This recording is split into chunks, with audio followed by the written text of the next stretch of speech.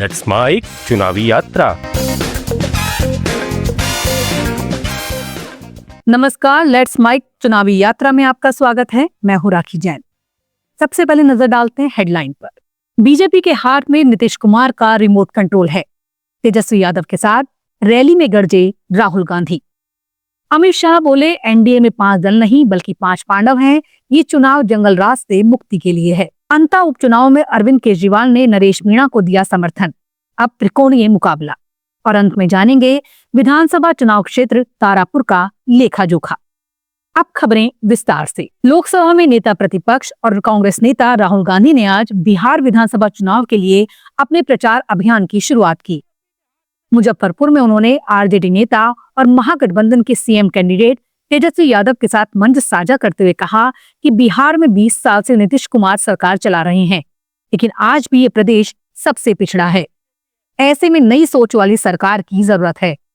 राहुल गांधी ने आरोप लगाया, नीतीश कुमार का रिमोट कंट्रोल असल में भारतीय जनता पार्टी के हाथ में है। नीतीश जी का चेहरा का प्रयोग हो रहा है। रिमोट कंट्रोल बीजेपी के हाथ में है। आप ये मत सोचिए कि अति पिछड़ों की आवाज उधर सुनाई देती है। 3-4 लोग कंट्रोल करते हैं, बीजेपी कंट्रोल करती है, उनके हाथ में रिमोट कंट्रोलर है और उनको सामाजिक न्याय से कोई लेना देना नहीं है। वहीं तेजस्वी यादव ने कहा कि 20 साल से नीतीश कुमार बिहार के मुख्यमंत्री हैं, 11 साल से नरेंद्र मोदी प्रधानमंत्री हैं। जो वो 20 साल में नहीं कर पाए, वो अगले 5 साल में कहां से करेंगे। 20 साल से नीतीश कुमार जी बिहार के मुख्यमंत्री हैं। कितने साल से? आवाज नहीं आ रहा। 20 साल से है कि नहीं है? और 11 साल से नरेंद्र मोदी जी प्रधानमंत्री है कि नहीं है?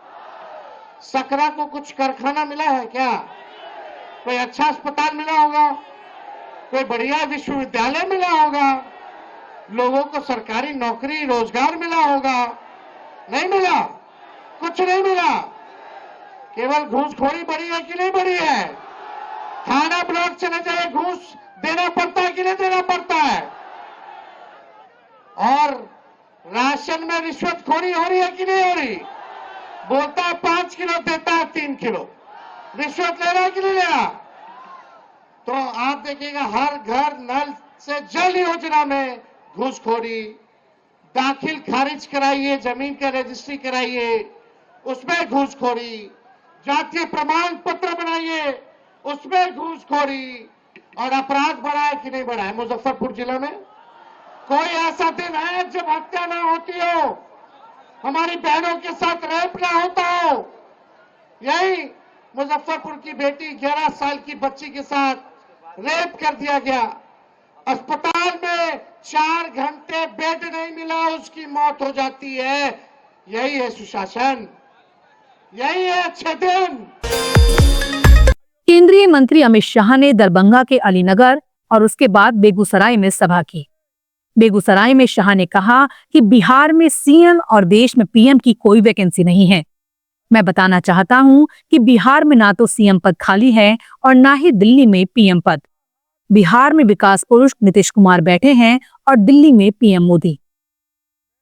वहीं दरभंगा के अलीनगर में अमित शाह ने बीजेपी कैंडिडेट मैथिली ठाकुर के समर्थन में जनसभा की। इस दौरान उन्होंने राजद और कांग्रेस पर जमकर निशाना साधा। शाह ने कहा, 25 साल की मैथिली ठाकुर को बिना किसी राजनीतिक बैकग्राउंड के हमने टिकट दिया है। कांग्रेस और राजद में ऐसा हो सकता है क्या? मैथिली जी जैसे ही खड़ी रही, ढेर सारे लोगों ने इनके खिलाफ, ये महाठगबंधन ने इनके खिलाफ कई प्रचार का अपप्रचार किया है।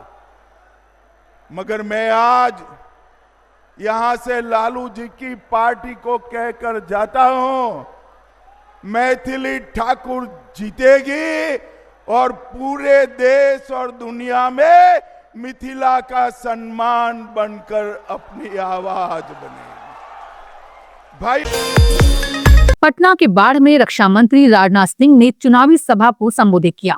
उन्होंने कहा, आरजेडी और कांग्रेस के राज में विकास पर ब्रेक लग गया था। इस ब्रेक को अगर कोई तोड़ सकता है तो वो केवल एनडीए सरकार ही है। हमें जंगल राज नहीं चाहिए, विकास चाहिए। उन्होंने कहा, पहले एक नारा था, ना खाता ना बही, जो लालू कहे वही सही। अब ये नहीं चलेगा। अगर एक भी बच्चे का अपहरण हो जाए तो हम उसको उल्टा कर देंगे। देश को बनाना हमारी जिम्मेदारी है। परिवार बनाने के लिए हम राजनीति नहीं करना चाहते। आपने देखा यहां पर राजद के लोगों ने किस तरीके से बिहार को केवल हिंदुस्तान में ही नहीं बल्कि सारी दुनिया में बदनाम किया है। क्या क्या आरोप लगते हैं।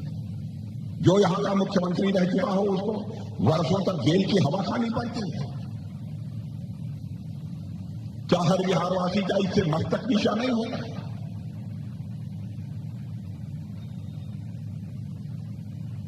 बहनों भाइयों, बिहार के वरिष्ठ नेता हैं, लेकिन मुख्यमंत्री रहते हुए राजद के उन नेताओं ने जो कुछ भी किया, आज पूरे परिवार के ऊपर भ्रष्टाचार का आरोप लगा हुआ है। मैं समझता हूं कि यह बहुत बड़ी वेदना का विषय है। केवल आपके लिए ही नहीं, मनुष्य जीवन में सभी चीजों से समझौता कर सकता है मेरे बहनों भाइयों, लेकिन मान सम्मान स्वाभिमान से कभी समझौता नहीं कर सकता है। वहीं राजस्थान के अंता विधानसभा उपचुनाव में आम आदमी पार्टी के संयोजक अरविंद केजरीवाल ने निर्दलीय उम्मीदवार नरेश मीणा का समर्थन करने की घोषणा की है। नरेश मीणा ने एक्स पर अरविंद केजरीवाल से समर्थन मांगा था। अरविंद केजरीवाल ने रिप्लाई करते हुए उन्हें समर्थन देने की घोषणा की। बता दें कि अंता में अब तक बीजेपी और कांग्रेस के बीच सीधा मुकाबला होता रहा है। इस बार निर्दलीय नरेश मीणा ने उपचुनाव में मुकाबले को त्रिकोणीय बना दिया है। वहीं आम आदमी पार्टी के राजस्थान के सह प्रभारी घनेंद्र भारद्वाज ने बयान जारी कर कांग्रेस और बीजेपी पर सियासी हमला बोला। उन्होंने दोनों पार्टियों पर राजस्थान को लूटने का आरोप लगाया। भारद्वाज ने राजस्थान के आप कार्यकर्ताओं को अंता में नरेश मीणा का सहयोग करने को कहा है। और चलिए अब चुनावी यात्रा में हम चलते हैं हमारे सहयोगी वरिष्ठ पत्रकार कुलभूषण के पास, जो बिहार की विधानसभा क्षेत्र तारापुर की जानकारी दे रहे हैं। नमस्कार, बिहार विधानसभा चुनाव यात्रा में आपका स्वागत है। मैं हूं कुलभूषण। आज मैं आपको मुंगेर जिले और जमुई लोकसभा क्षेत्र के अंतर्गत आने वाला तारापुर विधानसभा चुनाव क्षेत्र से अवगत कराऊंगा।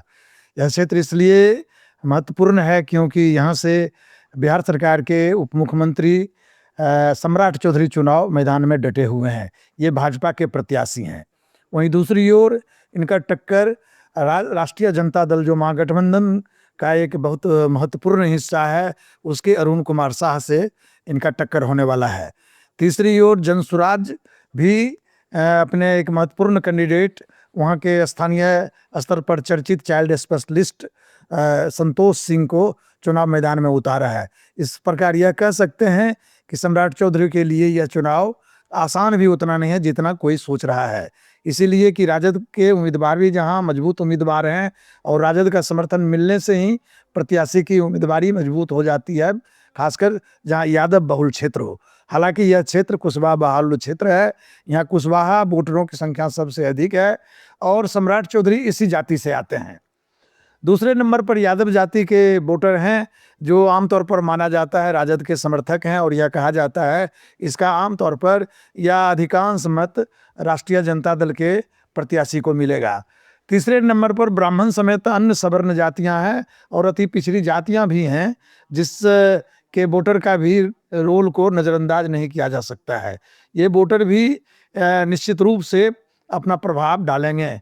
तो इन्हीं के मतों से हो सकता है चुनाव का परिणाम स्पष्ट हो सके।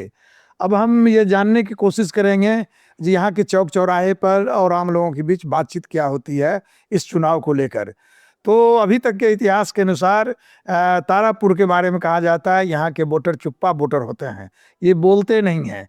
और आप यदि चौक चौराहा पर बात करेंगे तो आपको स्पष्ट रूप से कोई नहीं बताएगा कि वह किस दल के समर्थक हैं और किसे वोट देना चाहते हैं। हाँ, कुछ ऐसे वोटर जरूर हैं, ऐसे समर्थक जरूर हैं जो अपनी जाति और अपने दल के लिए खुलेआम बोलते हैं, लेकिन आम तौर पर मतदाता खुलकर नहीं बोलते हैं। इसलिए प्रत्याशियों को अंत तक इस संशय में जीना पड़ता है कि आखिर ऊंट किस करवट बैठने वाली है। अब आपको चलते हैं क्षेत्र की समस्या पर हम बात करते हैं।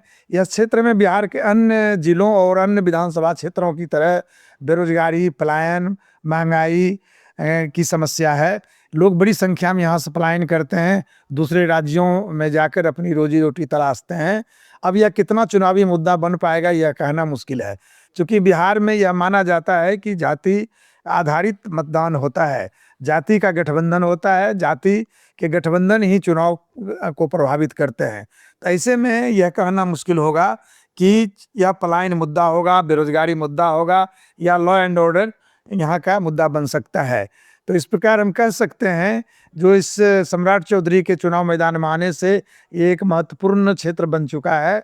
लोग यहाँ की हर गतिविधि से अवगत होना चाहते हैं, आखिर सम्राट चौधरी का क्या होगा। अब चलते हैं, सम्राट चौधरी इसलिए भी चर्चित हैं कि प्रशांत किशोर के निशाने पर हैं आजकल। प्रशांत किशोर इनको डिग्री को लेकर लगातार प्रेस कॉन्फ्रेंस करते रहे हैं और यह कहते हैं जो इन्होंने जो सर्टिफिकेट शो किया है वह फर्जी है। इन्हें वो मैट्रिक पास भी नहीं मानते हैं और कहते हैं ये पीएचडी की डिग्री कैसे प्राप्त कर लिए। हालांकि सम्राट चौधरी ने भी प्रेस कॉन्फ्रेंस कर बता दिया है कि वे pre foundation course Kamaraj university से किए हैं, लेकिन यह पहले के, यदि इस चुनाव के पहले के चुनाव की बात करें तो इनके विरोधी उस समय के विरोधी जनता दल के जो प्रवक्ता होते थे वो भी कहते थे जैसा कोई यूनिवर्सिटी नहीं है जहाँ से पीएफसी कोर्स किए हैं। फिलहाल जो भी हो, चुनाव सामने है, मतदाता जाति और जन समस्याओं के आधार पर अपना निर्णय लेंगे और चुनाव परिणाम मिलने के बाद ही स्पष्ट रूप से कहा जाएगा जो सम्राट चौधरी कितना भारी हैं या राजद के उम्मीदवार कितना भारी हैं, या फिर जो एक चर्चित चाइल्ड स्पेशलिस्ट, जो एक विद्वान डॉक्टर को जनसुराज ने चुनाव मैदान में उतारा है, वह कितना चुनाव को प्रभावित कर सकेंगे। धन्यवाद। लेट्स माइक चुनावी यात्रा में फिलहाल इतना ही। देखते रहिए, सुनते रहिए लेट्स माइक। नमस्कार। It's time for news. It's time for more than radio. Presenting the first radio news app, Let's Mic. Let's Mic, a news-based app on your phone where you get to watch and listen news, talk shows, interviews, radio show podcasts. On Let's Mic, you get all relevant information of TV, print, radio, podcast, and digital. Let's Mic talks about every segment of life.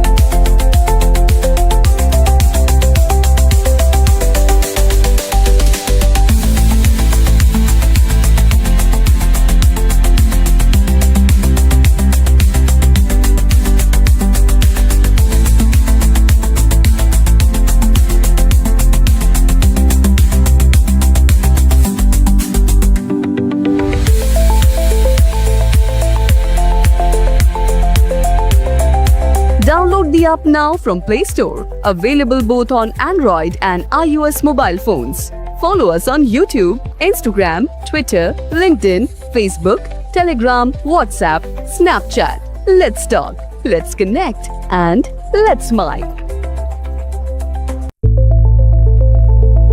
It's time for news. It's time for more than radio. Presenting the first radio news app, Let's Mic. Let's Mic, a news-based app on your phone where you get to watch and listen news, talk shows, interviews, radio show podcasts. On Let's Mic, you get all relevant information of TV, print, radio, podcast, and digital. Let's Mic talks about every segment of life.